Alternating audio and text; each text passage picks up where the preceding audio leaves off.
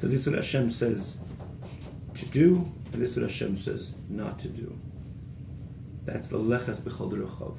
This is the type of yiras Hashem which brings the kiyum mitzvahs of Yisbarach, fulfilling Hashem's mitzvahs and surmeira nasei tov, in staying away from evil, which is generally the mitzvahs leisasa, the 365 don'ts, lasei tov, and all the mitzvahs say that we're meant to do. The Rebbe continues and says, "Vihi, this yiro is yirat atah. This is considered the inferior yira." As we mentioned, there's so many different levels of yira,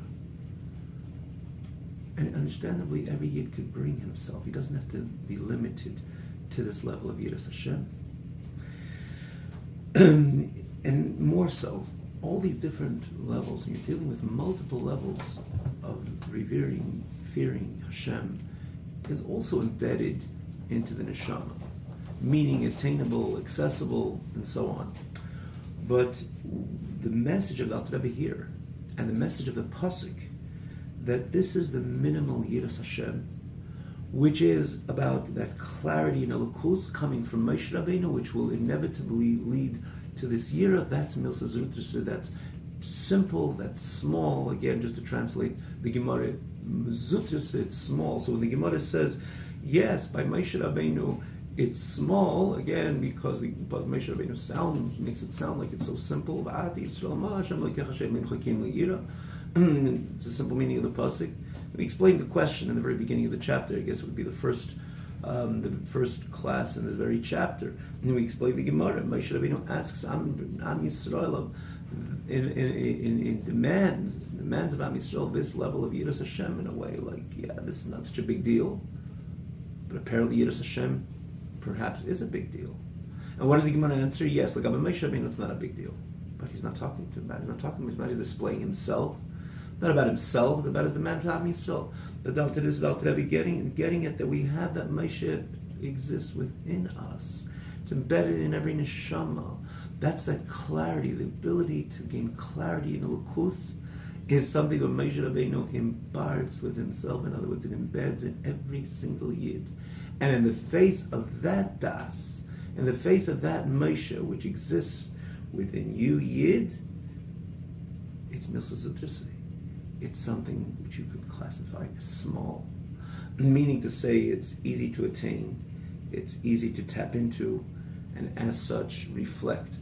And my commitment, and my observance, and my being scrupulous with this, which Hashem says not to do, not to speak, not to think, and in the part of Asay Tov, to do, to speak, to think. And this is what Alter Rebbe concludes this message. Ulagabi Moshe. When the Gemara says Lagabi Moshe, it doesn't mean Moshe Rabbeinu as an individual, this great tzaddik and figure like Moshe Rabbeinu. It's Lagabi in the face of the Moshe Rabbeinu which exists within every single yid.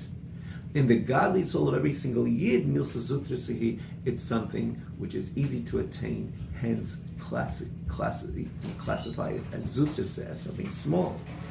The Rebbe concludes again in this brackets, Shadas, or this thought in this bracket, Shadas, or Mekasher, Mitzbein, Binas Alev, Ebchinis Gili, B'machshava, Mamash, Gidulei, Lechay. And this is what Das is all about. It connects, to translate it literally, the depth of the understanding of the heart to a state of manifestation of the conscious mind of a person, as is known, L'yeidechein, to those who know, Chen literally means Chochma Nistara, the hidden Chochma. And this is based on the Alter Rebbe's message throughout this chapter. But going back to the third chapter, which the Alter Rebbe says that every neshama has those 10 faculties. The Chochma Bina Das, if you remember the way the Alter Rebbe divided, he compartmentalized the Das from the Chochma Bina. If you see it very clearly in the third chapter, he finishes with the Chochma Bina. And then he goes on to the Midos, the Avas Hashem, Yiras Hashem, which is associated with the 7 Midos, including Malchus, that is. And then he says V'hadas, and so. Why isn't apparently Chochma Bina Das? And then comes the Midas.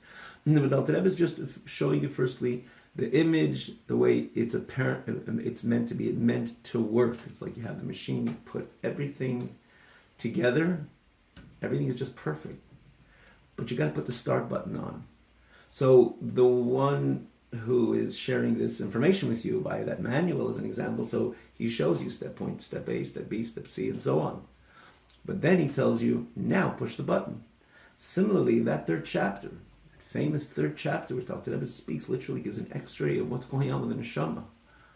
Before, even if you notice in the third chapter, we spoke about it then as well. Alter Rebbe doesn't mention a word about the actual performance of Torah mitzvah that begins in the fourth chapter.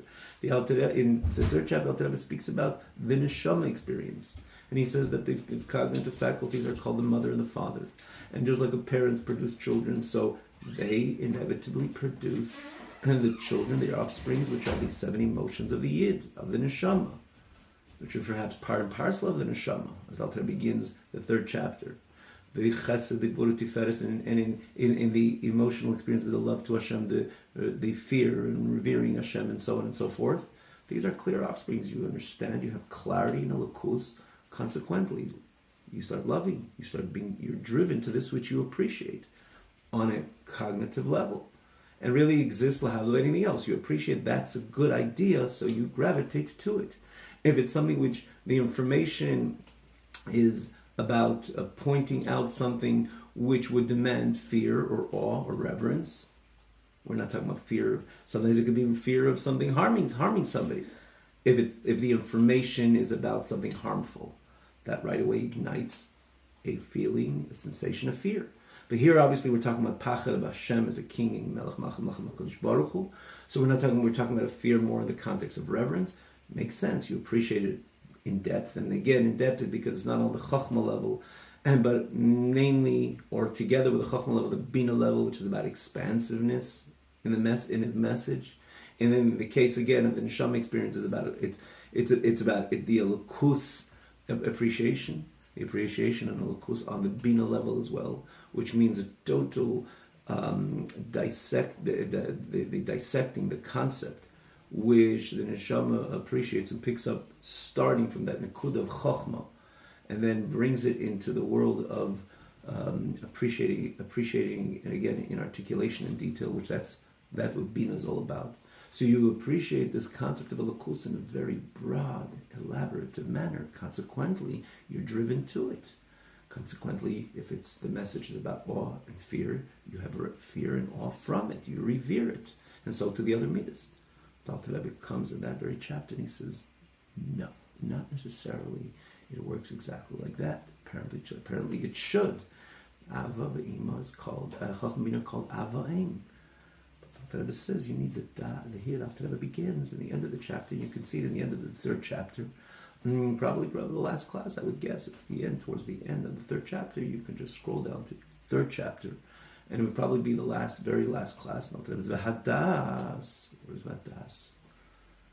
Alter Rebbe goes on to explain there. He says, even though you have clarity in certain matters, you give many times the example, you give a beautiful class on it. And to give a class, you have to understand what you're saying, usually. But let's say you do. You actually gave a very beautiful class on these lofty, divine, sacred concepts.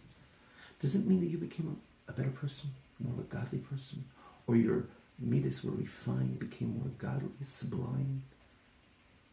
Not necessarily. Alter Rebbe's lashon is demyan of shav. Demyan is shav. It could be an illusion. In other words, you are not impacted, perhaps even at all. Yeah, certainly you're investing your mind in things which are holy and sacred, obviously better than thinking or investing your mind in other things. And one way or another it has some type of impact. But to say that it was a transformative experience, no, not necessarily. And this is where the Alter Rebbe brings in, he says, you need that faculty of das. Because without das, again, the lashon of the demyon is shav. Shav means it's a total illusion. If you think you do have that love and fear, you're lying to yourself, basically. That's shav. That's the meaning of shav. It's just not true. So, how do I ignite my emotions to Hashem? The Rebbe says, after you have the message in detail and articulation, and appreciate it in its maximum detailed manner, then there's a whole experience of literally becoming intimate with a concept. This is what Alter Rebbe will use lashon Adam Yada as Chava. When he speaks about Adam relating with Chava, Torahs use the lashon Yada, what he knew. No, it's a different type of knowledge. And in this case also, the Alter Rebbe's message there in the end of the chapter, and again the message over here, it's that pondering on it as something real, as something tangible. Pondering on that same thing that you knew in the world of intellect, but now becoming intimate with a concept that allows the energy to rush from mind to heart, and the heart will be ignited with a love, the fear to HaKadosh Baruch Hu, a true love, a true fear, a true refinement of one's characters.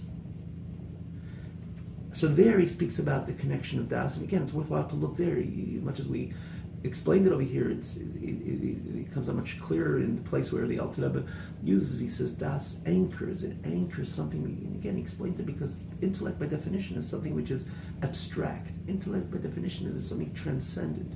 So as much as you have clarity on a matter, or you're able to appreciate a matter in the world of Chachma Bina, and as wisdom and understanding as it's translated, because by definition it's removed. So how do you expect that to ignite something which is part and parcel of you, of your experience, your emotions, your love, your fear? So you need something to connect it, which is the Das, as the Alter Rebbe explains it there, and the message over here. And the Alter Rebbe uses, again, this is the same lashon over here, Das u'mekasher. In this context, it's a bit different wording, even though the message is the same here. We're dealing of bringing this, which is part of the Binas Halev, which is removed, abstract. The lashon Alter Rebbe is like, it's like under the earth. You have it, it's in your property, but you cannot change your life with that chest of gold, or your life will not be changed if it just remains in your property. You have to dig it out, extract it, incorporate it into your lifestyle for your life to really change. This is the faculty of Das, and this concept. It could be all clear in the world of Bina, but it's Binas Halev, it's very deep. It didn't become part of your reality. This is what is so unique of the Das, and that it connects the mitzvayne. Mitzvayne is what tzafun. This is hidden in the bina of your heart, the understanding of your heart, and it becomes gilui, in this case, b'machshava, in your consciousness, that it would reflect in your thought and speech and action, in this which you're not supposed to think, speak, or do, and in the positive, in the aseta, this which you are meant to think, speak, or do, and to do. And this das is what Moshe Rabbeinu is all about. Moshe Rabbeinu represents, again, as we learned, the supreme das of HaKadosh Baruch Hu. And this is what Moshe Rabbeinu imparts with himself and embeds into every single yid. So we have the ability, that das within us, again, that Moshe, which exists within every single yid, and simply to tap into it, to bring godliness to a total new, different level. Again, not more understanding of the world of Bina, but simply, when we say at a different level, to have that clarity, that transparency, that crystal appreciation of the presence of HaKadosh Baruch Hu, which is again coming from Moshe Rabbeinu, conversely embedded into becomes part and parcel of it, every single yid. And when we tap into it, and we know it exists, and we tap into it, it'll inevitably produce this perfect alignment with Shulchan Aruch, the way Hashem wants us to live. And more so, when we tap into it, that Moshe exists within it, by each of us, it's Milsa Zutra, say it's something small. It becomes the kind of the default of every single yid, man, woman, and child.